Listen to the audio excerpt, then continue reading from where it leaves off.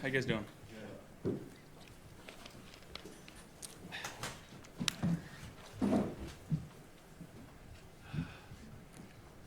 right, Josh. So Brandon had told us that he had spoken to you prior to trading stuff on, I think, to alert you that it was a possibility, and then post making that move. Just what is your reaction to moving on from a guy that you've had a lot of success with the last 4 years? Yeah, I mean, it's definitely hard to part ways with a guy that's been very instrumental in our success here over the last 4 years. And again, I can't thank him enough for when he came in and how hard he worked and what he taught me along the years. And obviously, I wish we can keep everybody. We've made a lot of changes this offseason, lost a lot of veteran leadership, Steph being one of them. I guess that's the nature of the business. And going into year 7 now, it just kind of is what it is. I don't get paid to make changes on the team. I get paid to be the best quarterback that I can be and try to lead the guys on this team. Have you spoke with Steph since the move was made? Yeah, I shared a text with him and got one back and just thanking him for everything that he did for me, and always have a spot in my heart for him, and I'll always love that guy like a brother, and wish him nothing but the best. As you just said there, and really you've been consistent throughout in being having a lot of praise for Stephon and what he has meant to you and to the team. That being said, there was a sense that of maybe just outside speculation. Is he happy? Is he unhappy? Why do you think that seemed to linger over the team for as long as it did? I mean, to be honest, I couldn't answer that question. It's it's something you may have to ask him at some point. But again, I think with this, there is a lot of opportunity for our guys that are in that room right now, and as an offense, and really as a team, to evolve and grow and become a new version of the Buffalo Bills, and to come together as a team over the course of OTAs is what we're doing right now. And got a lot of time before we kick off the first game, so a lot to learn from. Even going back and look at some of the concepts that we're doing right now, and just cleaning those up. It feels, obviously, it's frustrating to look back and see some of the stuff that was on tape, especially for myself, but excited to address those and move forward and get better. What level of this? Well, what did Josh mean to you over this 4-year stretch? And how much more confident are you in your abilities to be able to offset that type of loss? Yeah, I mean, I think again, he meant a lot. You look at the statistics, they don't lie. Numbers don't lie. So, but like I said a few minutes ago, it's an opportunity for those guys that we have in our room, bringing in guys like Curtis and Mac, and having Khalil and Dalton and Dawson and guys that have been in the system for a while that know how things go. And within the system, like, anybody can get the ball at any given time, and these guys are very excited for that. They're working extremely hard. It's good to see these guys here. Again, get to know some of these younger guys better, and looking forward to getting to know them as best as I can, so we can use that on the field. Josh, you mentioned losing the leader and stuff as well. What do you need to see from other offensive guys to maybe step up from a leadership perspective? So it's not just all on you, because a lot of other veterans are bench force, so guys like that. Like, how do you go maybe get your guys to step up? Do you talk to them about it? I know you talked about leading by example, but basically, how do you do that? Yeah, I think it's an opportunity for myself to grow as a leader, and to bring along some of these young guys or new guys that we've brought into our team. And that's an opportunity, frankly, that I'm very excited about. It's something that is going to be very challenging, but I'm very willing to do it. And having, Coach McDermott, having a second year with Joe Brady, being in my 7th season now, being here, it's kind of crazy to think that I'm going into my 7th season. I feel like, I haven't sat too many times up in front of you guys, at the start of OTA. So, but again, it's just another opportunity for me to go out there and be the guy that I'm supposed to be, and the guy that I believe I am. And, I'm going to need guys along the way, but I think the most important thing that I need from this team is guys to just continue to work hard and buy into what we're doing here, and trust the process, as Coach McDermott always preaches, and us trusting in being in what he's doing and bringing the right guys in, and just trying to utilize those guys as best as we can. Hey Josh, in the history of the league, when a quarterback stays for a while with a team, it almost is like they play with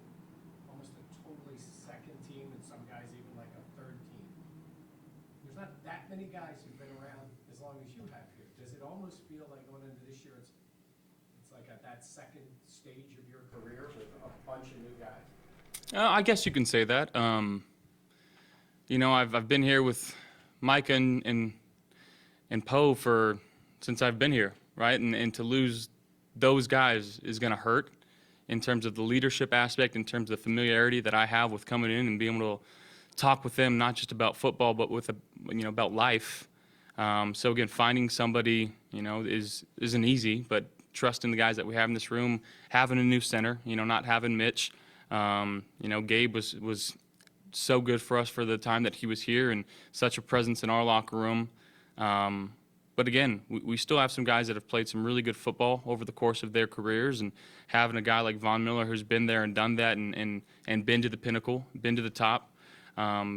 Bringing in Mike, who's also done the same thing for two of the teams that he's played for, and relying on some of these guys that have seen what it takes and going to be able to utilize their knowledge for this team as well. And I don't think it's a wrong thing or a bad thing to get younger.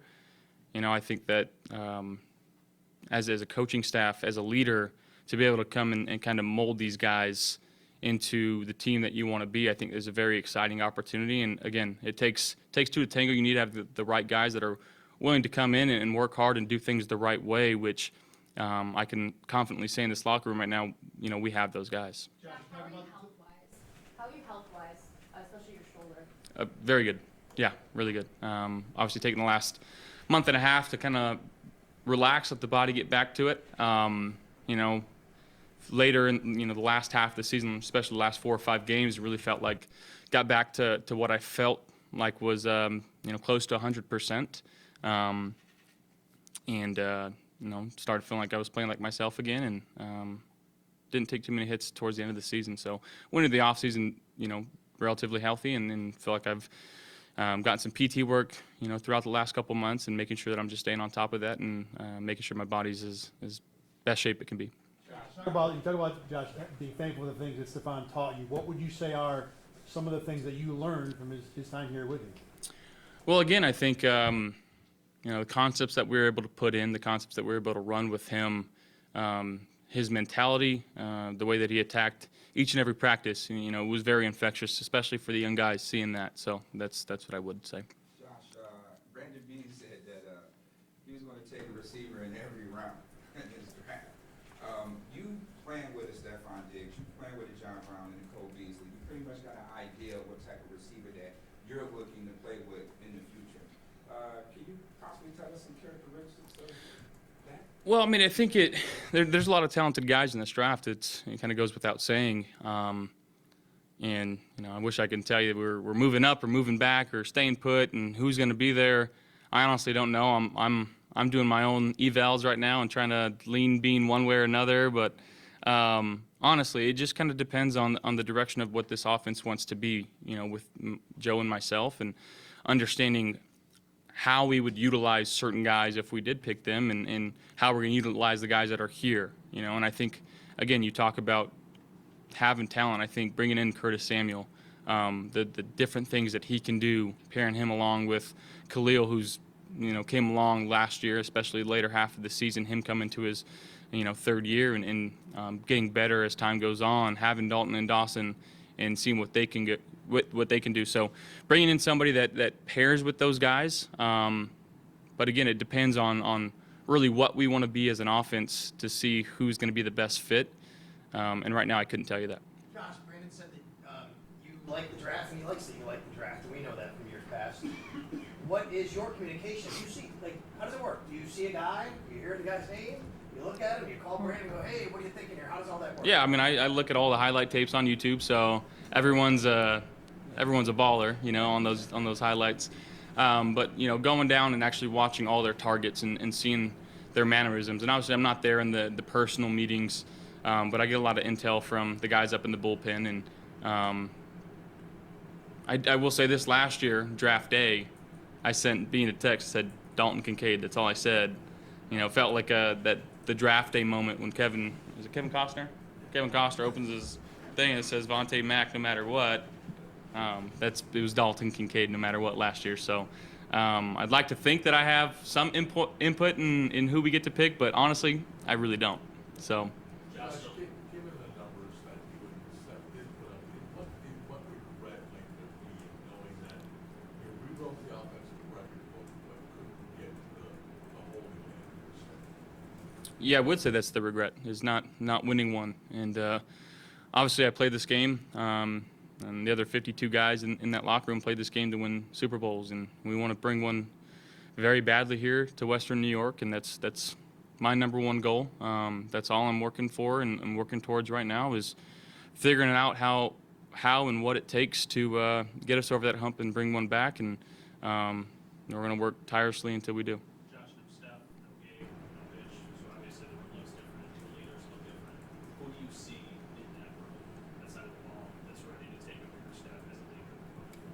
Yeah, I mean, I think when you talk about guys that are working extremely hard, I think last year especially, Dion and Spence, how hard they worked and how well they played, obviously garnered a lot of attention, and guys respect that. Guys see that. You look at Cleo and what he was able to do in a limited role and stepping up late. And again, guys that play the game the right way. It's kind of an unspoken rule. You tend to follow those guys. Guys that follow the ball, guys that make the extra block, guys that don't care if he scores or he scores, as long as we're winning football games. And sometimes it's not your best player, but sometimes it's your hardest worker that steps up and can say something, and guys respect that. So, we have a few of those guys on this team right now, and how it unfolds is how it unfolds, and I'm anxious to see how it does. Josh, you mentioned earlier that getting younger doesn't have to be a bad thing. We've talked a lot about the guys who aren't here anymore just for whatever reasons. It's been a pretty clear reset on the salary cap, necessarily by Brandon, but what has that done to your expectations for this upcoming season, if anything? I don't think it changes at all. Coach McDermott and the standard that we have here is playoff caliber. Doing everything that we can do to make the playoffs and give ourselves a chance at winning the Super Bowl. And, the best way to make the playoffs is win your division. And that starts with winning the first game and taking it one game at a time. And, that's how we're going to approach it. What's it like to transition to center, especially from someone that you have such a great relationship with, worked so long with, from Mitch? Yeah, I absolutely love Mitch. With every ounce of my being, he's one of the greatest dudes in the entire world, and I truly mean that. And I think if you talk to anybody else, they'd say the same thing. A lot of wisdom that he had. I wish him nothing but the best in Jacksonville. I got to spend a little bit of time with him in the last couple of weeks too, and gonna miss him for sure. And it's never gonna be easy to replace someone you've been playing so long with. We kind of knew each other like the back of our hands, and I kind of felt him on the back of my hand almost every snap. So, it's not easy, but at the same time, it allows our guys to adapt and evolve and, give opportunities to new guys and to see what they can do. What's that physically like for you when you put your hands under Connor for the first time after having Mitch for so long, and how you have to kind of adjust? Is it the same thing as working with a wide receiver and option routes and things? I think it's just finding, I know this is going to sound weird, but finding a comfortable position, and I'm serious. Mitch was a little left-sided, and every time guys would come in, they'd kind of go middle, and I'd have to tell them, just put your hands a little bit to the left, and it just takes a while to get to know somebody and how they snap, where the laces are. In gun snaps, usually where's the miss, if I need to expect to get my right hand up a little faster just in case if I know he's pulling to the left. So it takes time, it takes repetition. It's like throwing a route with the receiver. I think that's a good comparison. I know this is probably a hard question. to answer in this setting, but what did you learn about managing or navigating relationships based on your experience with Steph over those 4 years? Because the perception was that there was a problem with you guys over the last 2 years. You turn on ESPN, that seemed to be like a continuing narrative. What did you learn about that now, especially going into your 7th year and maybe taking even more of a leadership role? Again, I think this is, as a franchise quarterback, guys that get to their second contract, right? You're not getting paid just to be the quarterback. You're getting paid to be the best leader that you can be. The best quarterback obviously comes with that. So leadership looks like a lot of different things. You wear many hats in this building.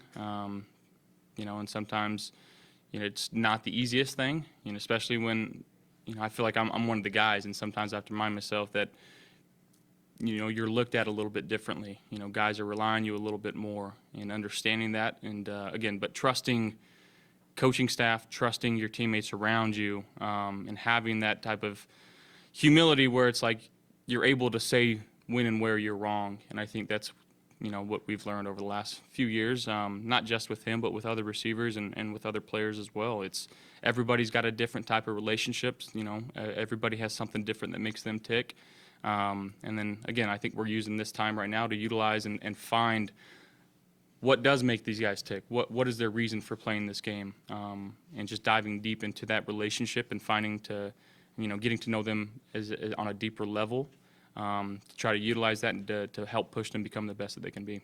Josh, how many times did you look at 2nd and 9, and did Tom Brady throw you or critique your final possession versus Kansas City?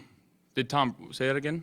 Did Tom critique or throw your last possession? Oh, you're talking about like we were in Pebble Beach? Yeah. Or no, we didn't talk about ball that much. I was too busy beating him up on the golf course to care about that. And, I do pay attention to that and see that possession a lot. And obviously there's some things I wish we can change about that. And whether it's throwing a down ball to me, I wanted to win that game, and if I can go back with the crystal ball and change it, I would. But I can't. The only thing I can do is learn from it and move on and try to utilize that going forward. Josh, given the pictures that we had of you and Steph being on your back with the kids' Sports Illustrated thing, and your celebrations on the sideline, and also the tough times when he was yelling at you, what will be your lasting memory of Steph here in Boca? My lasting memory of Steph will be the receiver that helped me become the quarterback that I am today. And, I'll always thank him for that. What was it like playing golf with Tiger? Yeah, it was pretty cool. Yeah. It was, they say don't meet your heroes unless your hero's Tiger Woods. It was pretty cool. We got to, obviously play golf, and I felt like I played okay. And, I feel like I've played in a couple of these tournaments where there's a lot of people around and, you're shaking, putting the ball down. There wasn't too many people out there, but, my hand was shaking, and I've got so much admiration and respect for him and what he's been able to do over the course of his career, and the tenacity and the mentality that he had. And there were some, good conversations that we had about that on the course, and some things that I'll cherish forever. And got to have my brother on the bag, so it was a pretty surreal moment for us. We got to play golf with Tiger one week, and the next week we had a charity flag football event, for RX3, which is a deal that's ran by Aaron Rodgers. And I was throwing touchdown. Me and my brother were throwing touchdown passes to Terrell Owens, which we grew up big Niners fans, and obviously he was a fan favorite in our household. So it's just kind of weird how life works sometimes, and sometimes you gotta smell the roses. Bean basically admitted he was jealous of you playing for Tiger. Has he admitted that to you? Oh yeah. I won't tell you what he said, but he wasn't very pleasant. Josh, speaking of charitable things, Micah announced his softball game. First of all, how cool is that? He's still going to do it, despite not really knowing what his future is. And I don't mean to put you on the spot, but would you plan on being a part of that again? I plan on it, yeah. What are the dates there? It's the May 19th, Sunday. I should be here. So yeah, I'm looking forward to it, yeah. It's for fans to see you there. And I know that Micah, for what he means to this organization and you guys and everything, how cool is that for him to continue this on, despite not knowing what his future is? I will say the same thing as I said about Mitch Morse. Micah Hyde is one of the premier humans on this planet. His heart is always in the right place. He's meant so much to me in my career here, just being someone I can lean on, someone I can talk to, someone I can vent to. And I hope he would say the same about me. And I cherish our friendship as much as I cherish anybody's friendship. And it's very cool that he still feels like he's tied to Buffalo and he can come and do this. And I'm sure the support that he's going to garnish there it's well-deserved, one, but two, it's for the right reasons. And that's why I love playing in his softball tournament. Josh, do you have a singular memory from your draft night and what the experience was like? When you think back on that night, is there one thing you think of? The pounding headache that I had from doing all the media stuff right after. It was a long day, long night. Getting on the flight with Tremaine and his crew. And Tremaine's a big dude. His dad and uncle are big dudes. It was a tight flight. And then Kevin Kearns, that's the first time we met, so never forget. Kevin Kearns. Josh, Joe Brady now has been entrenched as offensive coordinator. If you could, what gives you confidence that he's the guy to lead this offense, especially with all these new pieces that are not in place? Well, one, how guys reacted to him last year when he took over, and the way that he talks to guys is so much different than I think anyone I've been around. His willingness to listen to guys, when we sit in meetings before the game, he's not saying this is what we're going to run. He's saying, what do you guys want to start with? What first run do you want Deion Dawkins? What first reception do you want Khalil Shakur? So he's trying to utilize the strengths of our team to the best of our ability and putting really the power in our hands to go out there and do it, because ultimately his big philosophy is, if you guys want it, if that's something you want, you're going to make it work. And again, he wants to call the plays that work. And when guys are convicted about a certain concept or a certain play, it's typically going to work out in our favor. So I think that's one thing that he does really well. And two, this offseason already, just going through different concepts and the little tweaks here or there, starting my eyes here, progressing through here, instead of maybe being at starting like, it's a little technical, but talking to their quarterbacks, it's like, why weren't we doing this before?